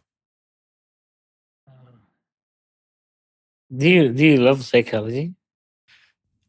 Yeah, I do. I'm passionate about it. I just think it's one of the most useful subjects that people can really get their heads. If you can get your head around it, it has an impact on so many different things of your life and your work. It's not one topic. It's multiple different topics. It never fires back at you. Does it fire back at me? I suppose, as in backfire negatively. Yes. Negatively, yes. I think it can do. I think if people learn a small amount, it can backfire if they then try and pass that off as being this is what everyone should do, and they try and live their life to something. I think you should be open and adaptable. I don't think it's backfired on me. I'm trying to think of a situation. Maybe backfires if I try and use psychology on my wife. That can backfire. Oh, this is true. This is for sure it will fire back. No, what like the reason I ask you this question is, and whatever you do, one time it will fire back. Statistically, it has to fire back. Statistically, if you bring statistics into this, it will fire back at least once. I think, but it's not. You're not bringing out something and doing it every time. No, you had the bad luck. No, it's like saying, are you a good communicator? Yeah. It's like saying good communication will backfire on you. Yes, with the stupid people. Yes, but that's not. Yeah. You would adapt your communication with those people. No, but at first sight, you don't know. Okay, yeah. So I suppose if somebody goes and tries to lecture somebody about psychology, yeah, and they get smacked for no reason. But then I would say, well, don't go and lecture people on psychology. So it could backfire. Yeah, it could backfire. Yeah, it does, and I think if I understand the question, if you try and what you're trying to do is get people to step out of their comfort zone. Yeah. Some people are really scared to step out of a particular comfort zone, and if you try too hard, that can backfire. Yeah. So you have to try and recognize when to step back and think it's okay. They need to find their own time to step out of this comfort zone. Yeah, I agree. China or Chinese people used to be addicted to heroin or something like that. So I don't think you can say that. Some Chinese people might have some Chinese people, yeah, but then some people in the UK are addicted to heroin. No. I will tell you something. So they got adapted to this culture of using the drug. It took their economy to a whole different levels. And then once they realize it's a bad thing, and then they start setting wars against it, look what happened to them. They're making every single thing in our life. I don't know, because I don't know about that, to be honest. I don't. Adapting weird behaviors. Yeah, I think if I remember, should we have a control over bad habits that's been used publicly, openly? Okay. Yeah, I suppose if anyone, as an individual, if somebody has a bad habit and they want to change it, then yeah, they could try and change it. But do you think, because like what the United States did, because a lot of people smoke marijuana, and they legalize it. That's what I'm saying. Do you think they should actually legalize it? And for example, if you go to Canada or in the United States, I remember there is like tents in the ghetto where they will give you a clean needle so they don't spread AIDS. And do you think like this kind of? I think that is a very difficult question to answer, yes or no. because there are certain. So if you take an individual and they have a drug problem, Okay. what's the best thing for that individual? To quit. What's the best thing to help them quit? So what's the activity that will help that individual move forward with their life? And then you take another individual with the same problem. Is it the same activity or is it a different activity? And then you get a third person and a fourth person, fifth, a sixth, 10th, and then you get hundreds of people. If you have one answer to everyone, I guarantee that one answer won't work. You have to have multiple different ways to work with them. So it's about what's the best thing for that individual. Well, the best thing for that individual might be to go through this program, and that will help them. What's the best thing for this person? The best thing for this person might actually be more about medical support. So I don't think it's, and then what's the best thing about this person? Let them keep doing what they're doing. Maybe, probably not. But Maybe my answer was too difficult to answer. Let's think of Corona. Corona. People got forced to take the shot, the vaccine. yeah. Do you think that's? I was trying to get to this point. Yeah. Is like why people socially are accepting things when everybody is doing it. Why the brain does this? Like I watched a YouTube movie about people going inside like an elevator, and then someone is just knocking on something, and then the next to it just knocking on something, and then two other random people just start seeing these two, and then they start doing the same. Right. Why the brain allows? So psychology can provide answers to a lot of these things. So if you take the coronavirus, COVID-19, science created the vaccine or vaccines to treat the COVID, because that was very damaging for the human race. So scientists created a solution to solve the problem of the pandemic. And there was an evidence base that showed that it would be effective in protecting people.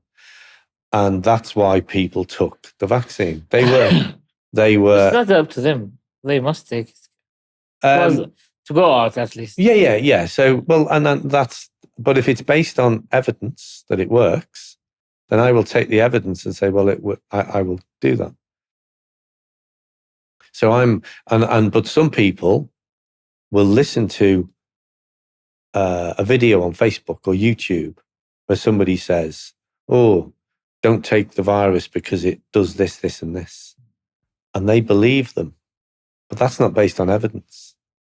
So if people take information but don't see the evidence, but still believe it, there is some psychology in that, but it's me personally. I always look for the evidence, so I'm okay taking the vaccine because I know that there's an evidence base. Now, some people will say, "Yeah, but the government is lying to you." And I say, "Well, no, yeah, it costs so much money to lie. This is a small lie. Well, there is no government, and we would never know unless you did an experiment, which was let's not bother creating a vaccine and see what happens. But we would never do that. But that's the only way we would be able to show some people that that's what would have happened if you didn't take if we all didn't have vaccines. So the most trusty word is when you put yourself as a leader, an example, right? Okay. Yeah. You agree with this? As long as there's an evidence base for it. So if there is no evidence base, it's your corruption. Opinion. It's corruption. No, it's your opinion. But what if you apply this opinion? Well, some people will believe your opinion and some won't. Depends what it is. So if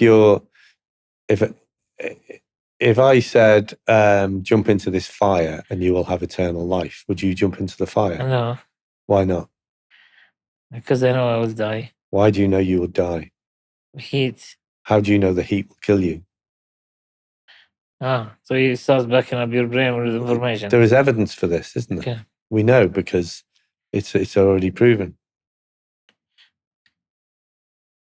Okay. But if I said, do you eat pork? yeah, sometimes. There is a lot of evidence that pork have a lot of problems too, and does damage your health. Okay. Reading books. No. Let me get this to you. If you want to come to a Muslim and tell him don't eat pork, he's not gonna eat it because of Okay. because of the religion. Okay. And if you show him so much studies that this effect you are believing it will happen to your body or your system is done no damage. Okay. So using this kind of communication skills or addressing or you said the most important is communicate to the brain or to the human. Do you think that's it should be fair to use it? I think so. But that gets into cultural and religious beliefs. So I wouldn't change somebody's cultural and religious beliefs. It's not my job to turn around and say use science to change somebody's. What if you're like a breach or a priest? You want to spread your because message. that's the priest believes in that, and if part of their belief is to spread the message, then that's what they do. It's not my job to tell them they shouldn't do that. I wouldn't, and I think that's wrong for me to try, because I'm then preaching to people that they should believe what I believe, and I don't. That's not what I try to do. I think it's about the individual, and this is about, I'd bring this down to, what do you think you can achieve? What can you do? What's your capacity to deliver success for your life? Well, I believe every individual can improve. How much they improve is up to them. And I help them with the tools to improve. I'm not trying to change their beliefs. Okay, but it's not about changing their beliefs. It's about arguing. Yeah. So but is it appropriate to do this? To even open discussions like such as? Well, so there's a simple psychological model, or the best practice. Yeah. So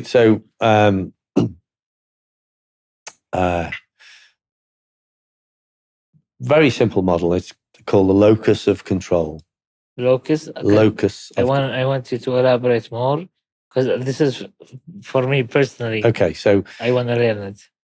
The locus of control. Imagine a line. Okay, it's like a continuum, and here we have internal. Okay. Locus. Locus just means the position of something. Okay. Where is it positioned? So internal locus of control, external locus of control. Okay. Right. And depending on the situation, our locus of control will be somewhere along this line. Okay. If you have a strong internal locus of control, what that means is everything. If I have a strong internal locus of control, everything that happens to me in my life, I believe I can do something to influence some of it or all of it. Okay. I understand some things I have no control over, but that's, So, for example, if I apply for a job and my application doesn't, well, I don't even get an interview. Nothing. I don't hear back from them. Okay. I would think, if I have an internal locus of control, I'm going to look at my application. I don't think my application was as good as it could have been. I didn't try and speak to anybody in the organization. I didn't check to see if they got my application. So internally, This is about control. I could have done other things. Okay. That's an internal locus of control. I still didn't get the job, but somebody with an external locus of control puts an application in, same job, doesn't hear from them, and they think they didn't read it properly. It's their fault. Okay. They didn't look at my application, or I know they don't want people like me because my background looks different to what they want, but they have the wrong mindset. Okay. I'm the wrong height, though they only want women, or they only want men, Okay. or they only want Saudis, or they only want Westerners. Okay. External, everything that happens to me, I'm blaming on external factors. Oh. Okay. So if you want to improve your life, move closer to an internal locus of control. Because it's something you can control. Yes. And now, it's true. If I talk to some people who are religious, maybe have a strong faith, okay. I say, look, I understand I understand that you have a strong faith, and I'm not trying to have a discussion about your faith. Yeah. Because people with faith might believe what happens to them is because of God or whatever their religion is. It's a blend. Yeah. And I'm saying I'm not. So if you believe that, then that's fine. I'm not trying to say you shouldn't believe that. I'm talking about the practical things in your life. Because if you want to improve, well, why would we bother doing anything if everything is planned? We just let it unfold. No. But I'd say if you want to improve things in your life, the more of an internal locus of control you can have, the better you will do. So everything that happens that doesn't go your way, it's almost like blaming yourself, but not negatively. You think, what could I have done differently to achieve a different outcome? So let me look at what I did. Let me learn from what happened. And next time I will do that. That's internal. And that's have an internal locus of control. Now, it might depend on the subject. It might depend on the situation. Sometimes you're more external, sometimes you're more internal. But the more you are close to the external, that's meaning you're performing bad. You're blaming everything on other people and other things. You're not solving the issue. No, you're pessimistic, but nothing is your fault. It's called local or locus. Locus. Locus what? Of control. Locus of control. I'll send you something. Yeah, I want to learn more about it. And I think so. So whenever you do anything, doesn't matter what it is. Yeah. Family, work, doesn't matter. If you find yourself blaming somebody else, pointing the finger at something else, the environment, it was too warm, it was this, you didn't like me, don't. Look at yourself and say, but what could I have done differently? What they have done better. Yeah. Well, I learned something new today. So, logically, if you are in the external locus of control, you are just you are in your comfort zone. No, not necessarily. No, you just when things don't go right, when you fail, you always blame somebody or something else. Because it's your comfort zone.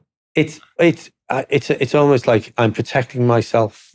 No. Yeah, sorry. I guess in a way you are staying within a comfort zone because well, these are the reasons why I can't do public speaking next week. I can't do public speaking because I don't have the time because I'm too busy, and because they won't. My boss won't let me practice. And nobody's taught me how to do presenting in work, and they haven't given me the right tools. They haven't shown me how to use PowerPoint. These are all external reasons. Instead of saying, well, if I don't do it, it's only because I didn't do it and I didn't step out of my comfort zone.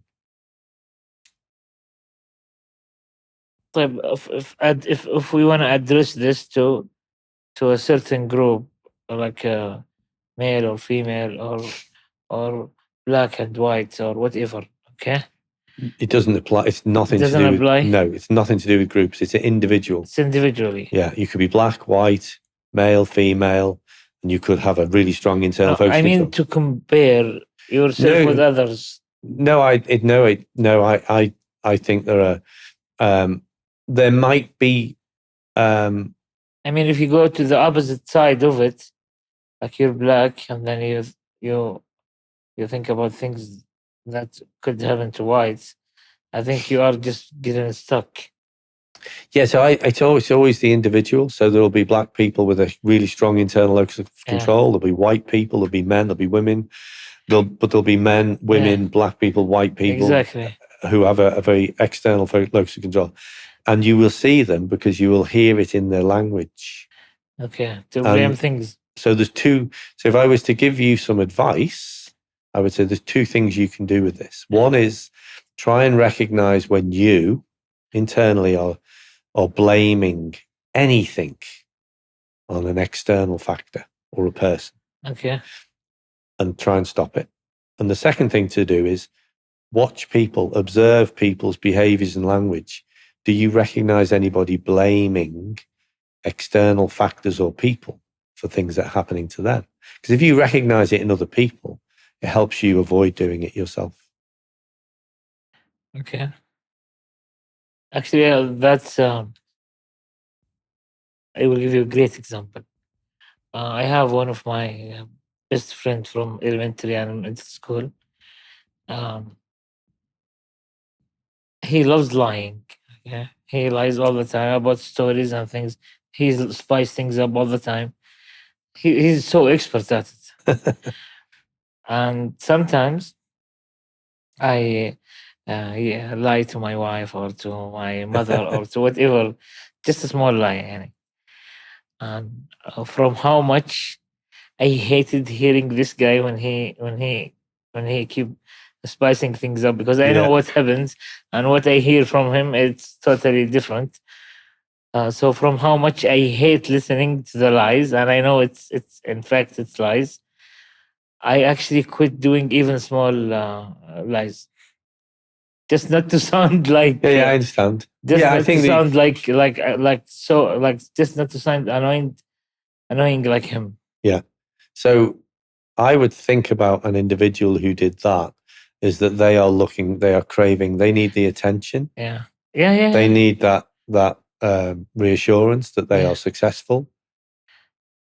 Whereas for me, it's much more healthy to think, it's me, I need to impress me. Am I successful? Yeah. Am I doing a good job? Could I do better? Okay, I'm happy with that. I'm not happy with that. It's not for me to try and get you to think, if I'm not successful and I'm not happy, why do I need to convince you that I am? And that's a psychological problem that I have or somebody has, because they need and they crave that attention. They're narcissistic. They are, yeah. You're right. Probably. Yeah. they need inner peace. I think because I know you said lies, and you said small lies to your wife, to your mother, but sometimes we would call these white lies. Yeah, white lies, yeah. And the white lie, I think the definition might be that it's harmless. So it doesn't do any harm to you or to anybody else. So we might call them a fib in the UK, a fib, F-I-B, a fib. And it just means, it's like saying, what was your colleague's name who brought the tea in? I think Yusuf. Yusuf. So Yusuf comes in with tea and it didn't have milk in. Okay. And I thought, and a white lie was, it's fine, it's okay, I don't mind it not having milk. Yeah. I'd rather have milk. Yeah. And I like it much better with milk. Yeah. But I didn't say, I don't like this tea. It doesn't have milk in. Uh-huh. A white lie is to say, it's fine, it's nice, it's fine. That's a white lie. Yeah. But it does the job to deliver. And I'm not saying it to impress him. Yeah. But if I said, I climbed a mountain yesterday, I ran 3 marathons last week because I'm so fit and healthy, even if I didn't. Because I want you to think that I'm something different. And that is not good. That's a psychological problem, right? That's probably a bit narcissistic. I have a friend who have this issue, and I always say, you are narcissistic, but he doesn't believe me. So instead of telling him what you think he is, ask him a question instead. He will go angry. And so if he tells a lie, say, why do you say that when you didn't do it? See what he says. Maybe he enjoys it. Maybe. Because it has more drama and more storytelling. maybe. Mumkin. Yeah, okay. That's the only, because that's the only way to يعني how people are still doing these horrible things, because they're enjoying it. It has more drama. And yeah, but I think you get behind the why they enjoy it. What's the drama is because is it a need that they have, Yeah, and that need is a deficit in their personality, yeah. in their psychology. So if they don't recognize it, they'll never do anything about it. But if they can recognize it, they can start to work to change it. But if they don't recognize it, they'll never change it. I don't think they recognize it. Probably not. Yeah, I don't think so. We don't be. We didn't. We're not in this place if they have recognized it. Um.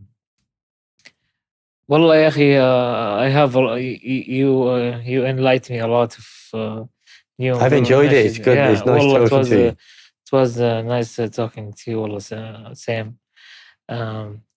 I wanted to hear some. Let's not go professional or anything. I wanted to hear some funny experiences you had in Saudi Arabia, or funny facts you heard in Saudi Arabia. Oh gosh. Since you are a stand-up comedy, so I'm not a stand-up you will have a no. good sense of humor. So I did once. A work colleague, and I drove. We were driven to Dammam okay, from Riyadh, and it was very hot, very long journey, okay. and they had the air conditioning on, but the heat was coming up through the back of the car. Yeah. We were in the back seat, and the back seat was heating up. So that was interesting because you don't get that in the UK. And we stopped at a service station. Yeah. And it was dark. Okay. I think we were traveling. Anyway, it was dark when we were traveling. Yeah. And there were lots of cars and people, and it was, the desert, and this one store in the middle of the desert, and there's 1,000 miles that way and there's 1,000 miles, and everyone was stopped here to go to the toilet, to buy some food, to get drinks, whatever. And I went into the shop and I bought some things, and I came out, and I walked to the car, or what I thought was our car, and I opened the back door to get in. I was just about to get in, and there were 5 people in the car. There was 2 women, a man, a driver, 3 women, and they just all looked at me. And I closed the door, and the driver saw it, and he panicked and said, "Get in the car quick, and we need to leave quickly." Flight, huh? And nothing happened. Yeah. Nothing, I didn't do anything wrong. I just made a mistake. But I'd not been coming to Saudi very long, so I was nervous and think, culturally, I've made a big mistake. Yeah, you could if someone is not educated about other cultures, he might just start a fight with no reason. I've been to the sand dunes and done some, quad bikes and done that. That was fun. It was manual or automatic? Automatic. Automatic. It's for kids.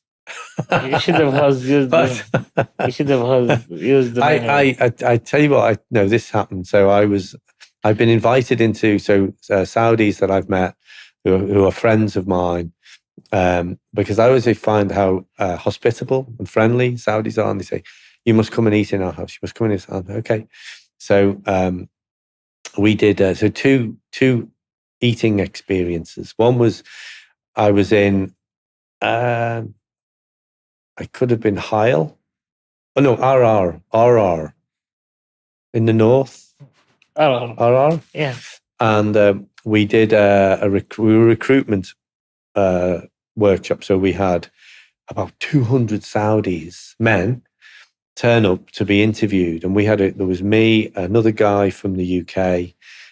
We had a Saudi guide. We had a couple of the team members, and we were interviewing lots of people all day. And we went to something to eat when it finished. We had something to eat, and after we finished, our guide, he was from Syria. Okay. That's right. He said, I'm going now. And this other guy turned up, an older guy. And he said, this is Mohammed. He's, like, hello, And he'd come to the workshop to be interviewed.